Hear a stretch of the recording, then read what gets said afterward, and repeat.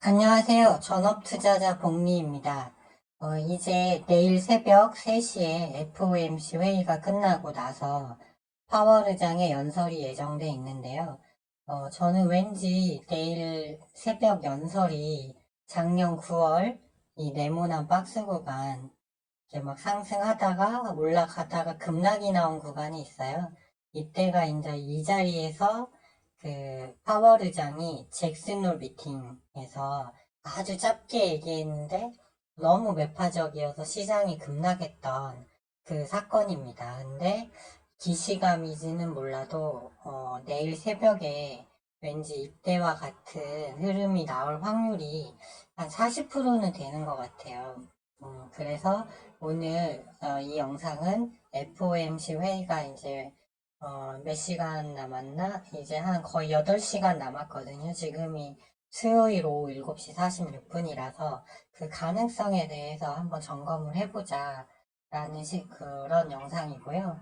일단 제가 봤을 때는 시장의 긍정적인 면보다는 부정적인 면이 좀 많은 것 같고 여러 요소들이 좀 가리키는 방향이 좋지 않습니다. 그래서 그 부분에 대해서 한번 천천히 살펴보도록 할게요.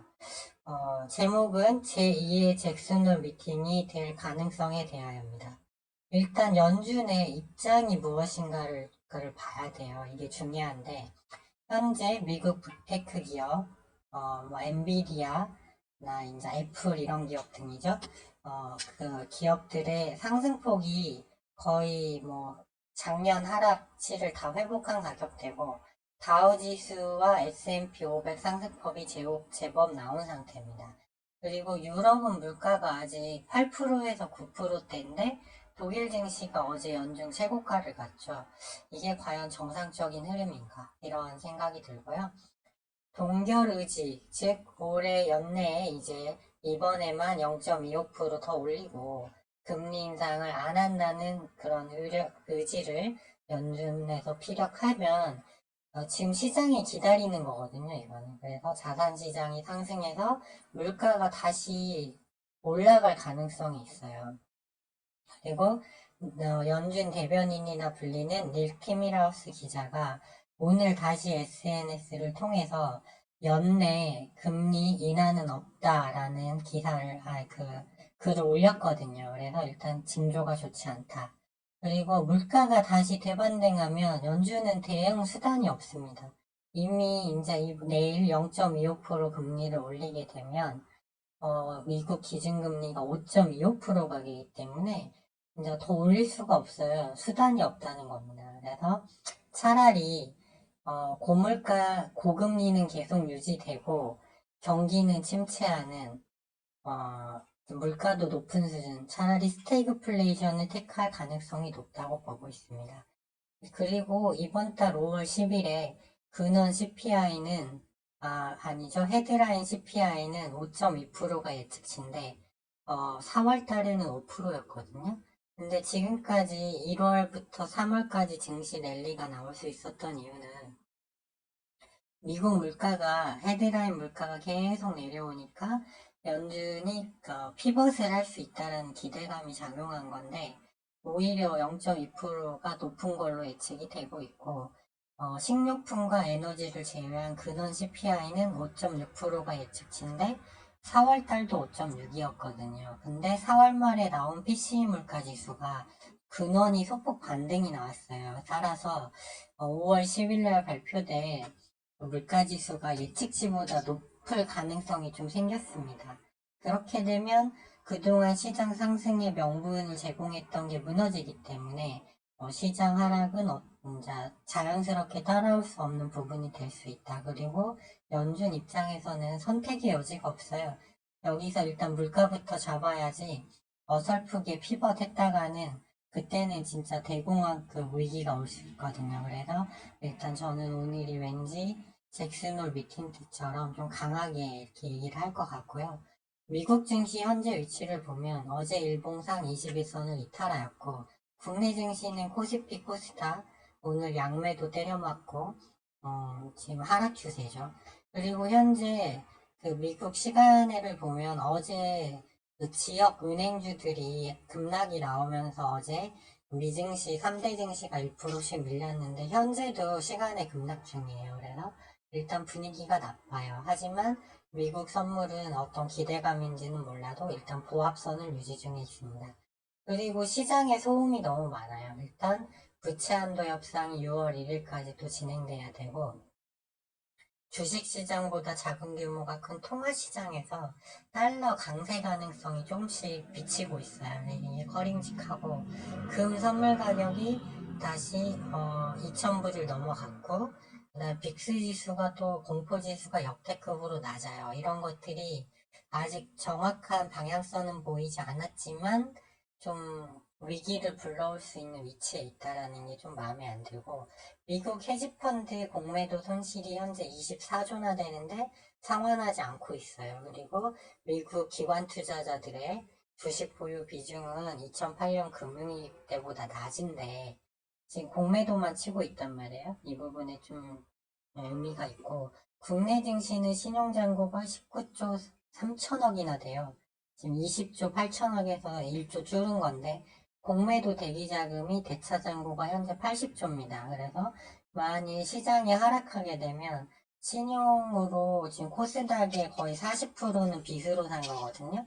그렇기 때문에 공매도 먹잇감이 돼서 투매가 투매를 부르는 급락이 나올 수 있는 가능성이 있다라는 걸 주의해야 됩니다. 그래서 제 시나리오는 뭐냐면 내일 새벽 미증시가 일단 하락이 나와요. 그리고 목요일 미국장 마감 후에 애플 실적이 나올 건데 조금 핸드폰 부분이랑 이 실적치가 많이 낮아져서 이게 애플이 미국에서는 삼성전자나 똑같은 종목이거든요. 그래서 애플 실적 부진으로 추가 하락이 나와서 이번 주 후반 미국 증시가 아주 안 좋게 마무리가 된다고 보고 5월 10일에 또 CPI 쇼크가 나와서 추가 하락, 연타로 하락으로 얻어맞을 가능성이 다른 뭐 지표들이나 연준의 입장을 봤을 때 40% 정도는 된다고 보여져요. 그래서 좀 주의를 해야 된다. 반대로 갈 수도 있지만 조심해야 된다. 이렇게 생각하고 있습니다. 설사 또 예측치대로 나온다 해도 일단 이번 5월 10일에 나올 소비자 물가지수가 크게 내려가진 않을 거기 때문에 시장 반등이 큰 명분은 되지 않고 잘해야 박스권 횡보장이다. 일단 이렇게 보고 있습니다. 대응 방향은 차라리 매매를 쉬는 게 낫다. 이런 거 아니면 오늘 상황을 보고 인버스를 미국이나 국내 매수하는 것 이게 한 가지 방법이 될 수 있겠고요. 주식을 매수한다면 시장이 하락할 때 반대로 올라가는 해칭 테마가 유리하다고 보고 있는데 현재 국내 증시에서는 해칭 테마는 오늘 상승이 많이 나온 히토류, 페그라이트 관련주 그리고 사료주와 설탕 이렇게 원자재 관련주밖에 없습니다. 현재는 그렇기 때문에 제 시나리오대로 간다면 해칭 테마 아직 시장의 유동성은 고객 예탁금이 53조나 되기 때문에 수익이 나는 곳으로 몰려든다 이렇게 보면 되겠고요. 국내 증시는 신용 잔고 외에도 코스닥 시총이 높은 게 바이오 제약인데 지금 셀트리온이랑 다 안 좋아요. 수급도 없고 그리고 2차 전지 2주 전부터 무너진다 계속 말씀드렸는데 오늘 이제 돌아올 수 없는 강을 건넜습니다. 그렇기 때문에 코스닥 지수가 좋기가 좀 힘들어졌어요. 이거는 명백한 사실입니다. 그리고 이제 반도체가 향후 좋아 보이는데 지수가 밀리면 반도체도 못 가니까 얘네는 기다려도 된다. 이런 관점으로 보고 저는 오늘 유니온을 4일간 보유해서 오늘 10% 정도 수익 마감하고 대한제당을 오늘 신규로 진입을 했습니다. 그래서 일단은 자리가 좋다고 보고 있고요. 현재 마이너스 4% 정도인데 자동 매도 스탑로스 걸지 않고 내일 제가 영상을 매일 오전 8시 그리고 오후 4시에 두 차례 올려드리는데 내일 정도 정해도 된다 이렇게 보고 있고요. 일단 대한제당이 내일 상승하기 위한 조건은 두 가지예요. 첫 번째는 원당 선물 가격이 상승한다는 전제가 하나 있어야 하는데 현재 부합 흐름이에요. 유가는 좀 많이 급락하고 있는데 그리고 소매 가격도 좀 일단은 부합 눈치 보기 같고요. 원당 선물 가격이 3일 연속 추세는 상승 추세인데 3일 연속 음봉이 나왔기 때문에 오늘은 반등 가능성이 있어요. 근데 요게 한 가지가 충족이 되거나 아니면 오늘 이제 흑해 곡물 협상 관련해서 러시아와 유엔이 다시 협상을 하는데 예전에 1년 했다가 러시아 요구 조건 안 되니까 다시 3개월 연장했다가 또 안 되니까 1개월 연장해서 만기가 이번 달 18일이거든요. 근데 러시아가 작년에 농작물이 풍년이 들었어요. 그래서 그걸 수출하고 싶은 마음에 연장을 계속 해줬는데 지금 러시아가 요구하는 게 5가지인데 설마 3번까지 참았는데 지금 우크라이나가 충계 대공세를 한다는 판인데 과연 러시아가 또 굽히고 나올까 이런 생각이 듭니다. 그래서 한번 매매를 해볼 만한 자리라고 보고 2개 다 요건이 충족되면 따봉이죠. 여기다가 이제 미국장까지 하락하면 수급이 일로 더 몰릴 테니까 사료주와 설탕 이쪽으로 몰릴 테니까 더 좋은 건데 하나만 충족이 돼도 저는 이슈성은 상승할 이슈는 있다고 보고 있습니다.